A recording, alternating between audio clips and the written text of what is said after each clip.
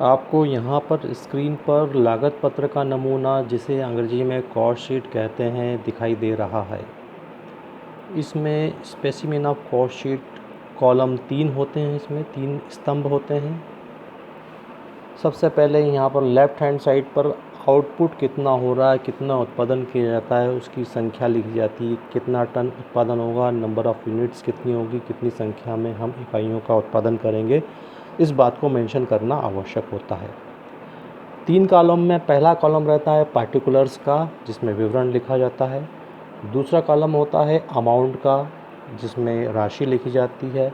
और तीसरा कॉलम यदि रिक्वायरमेंट है क्वेश्चन में, प्रति इकाई लागत ज्ञात करना है, प्रति इकाई पर यूनिट कॉस्ट यदि फाइंड आउट करना है, तो पर यूनिट टन या कॉस्ट जो भी आएगी उसके लिए कॉलम नंबर 3 रहता है। इस प्रकार से कॉस्ट शीट में कुल 3 कॉलम रहते हैं, पहला पर्टिकुलर्स, दूसरा अमाउंट, तीसरा पर ton.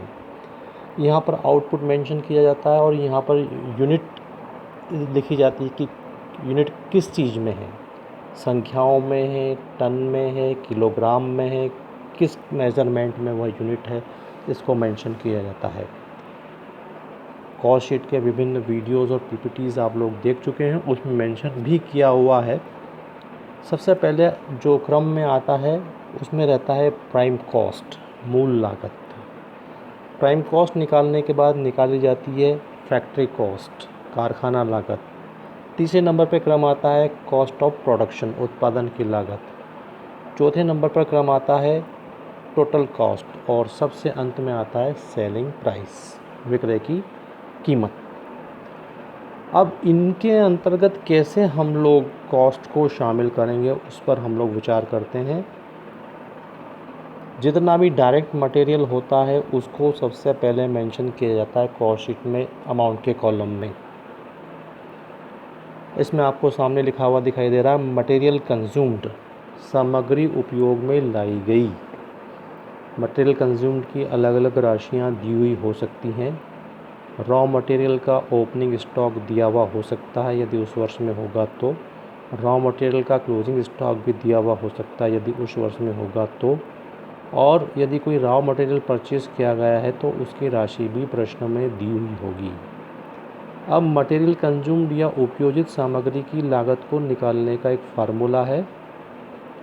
Opening stock of raw material, जो कच्चा माल है उसके प्रारंभिक स्कंद को लेंगे, उस राशि में आप जोड़ देंगे परचेस ऑफ रॉ मटेरियल। उस वर्ष जो भी राशि परचेस की गई है रॉ मटेरियल की, उसको उसमें जोड़ दिया जाएगा। और अंत में हमारे पास जो क्लोजिंग स्टॉक है, उस क्लोजिंग स्टॉक को उसमें से हम घटा देंगे, क्योंकि हमको एक वर्ष में यह निकालना है कि कितना मटेरियल कंज्यूम किया गया, कितनी सामग्री उपयोग में लाई गई है, जो उत्पादन हम तैयार कर रहे हैं उसमें कितना मटेरियल कंज्यूम हुआ है। तो मेरे ख्याल से मटेरियल कंज्यूम का फार्मूला आपको याद रहेगा, opening stock of raw material plus purchase of raw material minus closing stock of raw material. तो वह शुद्ध राशि जितनी हमने इस वर्ष में सामग्री निर्माण करने में उपयोग में लेकर के आए हैं, यदि मान लीजिए वह राशि है 1000, तो हम यहाँ 1000 रुपये की राशि लिख देंगे।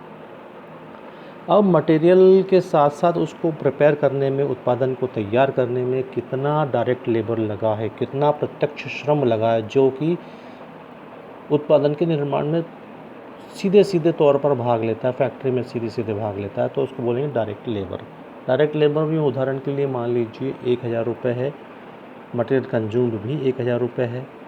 फिर कितना डायरेक्ट मटेरियल के बाद डायरेक्ट एक्सपेंसेस कितना लगा है, कितना उत्पादन में प्रत्यक्ष व्यय लगा है, उन तीनों को जोड़ना होगा।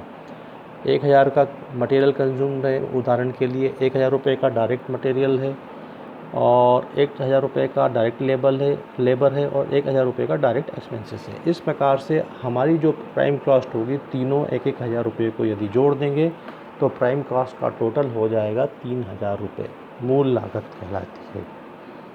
फैक्ट्री ओवरहेड जितने भी हुए हैं, आगे हम विस्तार से इसका पूरा बड़ा प्रोफार्मा लेंगे, डिटेल्ड प्रोफार्मा लेंगे, उसमें भी आपको आसानी से समझ में आएगा।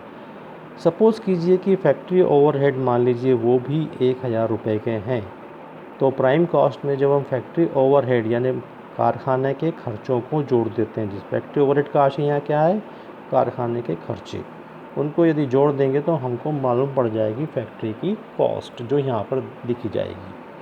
तो 1000, 1000, 1000 और 1000, इस तरह से जो पूरी फैक्ट्री की जो कॉस्ट होगी 3000 प्लस 1000, इस तरह से 4000 रुपये फैक्ट्री की कॉस्ट यहाँ पर हमें लिखना होगी। ऑफिस का काम भी हुआ करता है, ऑफिस में भी खर्चे होते हैं। और इसके बाद फैक्ट्री कॉस्ट में क्रम आता है, उसमें जोड़ना होता है ऑफिस ओवरहेड, कार्यालय के खर्चे। ऑफिस ओवरहेड का आशय कार्यालय के खर्चे। कार्यालय के इन खर्चों को यदि हम फैक्ट्री कॉस्ट में यदि जोड़ दें तो हमको मालूम पड़ जाएगी उत्पादन की लागत, cost of production. We will find the cost of production.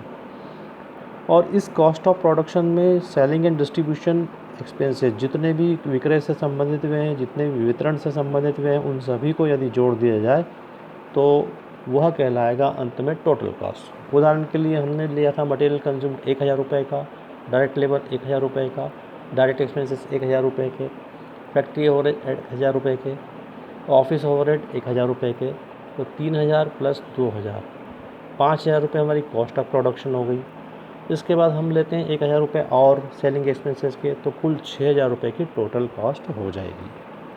अब मान लीजिए यदि हमने 6000 रुपये के माल को 7000 रुपये में बेचा है तो 7000 रुपये हमारी सेलिंग प्राइस हो जाएगी और 1000 रुपये हमारा प्रॉफिट हो जाएगा। यहाँ पर जो पर टन जो प्रोडक्शन है हम मान लेते हैं 100 है, तो 100 के हिसाब से 100, 100, 100 का भाग देने पर 1000 में यदि हम 100 का भाग दें तो 10-10 रुपये आएगा। तो यहाँ पर 10, 10, 10, इस तरह से 30 रुपये यहाँ आ जाएंगे। फिर 10 उसमें और जोड़ दिए तो 40, 40 में 10 जोड़ दिए 50, 50 में फिर 10 जोड़ दिए तो 60, 60 रुपये की हमारी टोटल कॉस्ट हो जाएगी।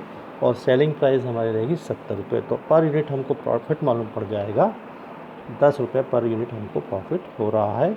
और प्रोडक्शन जो है 100 यूनिट का है, 100 टन का है। तो ये लागत पत्र का नमूना था। बिल्कुल सही है कि आपको समझ में अब पूरी अच्छी तरह से आ गया होगा। मैं और आपको प्रश्न दूंगा। मेरे द्वारा प्रश्न क्रमांक 2 जो दिया गया है वह इसी लागत पत्र के नमूने के हिसाब से हल किया जाएगा। उम्मीद है अब आप इसको हल करके भेजेंगे। धन्यवाद।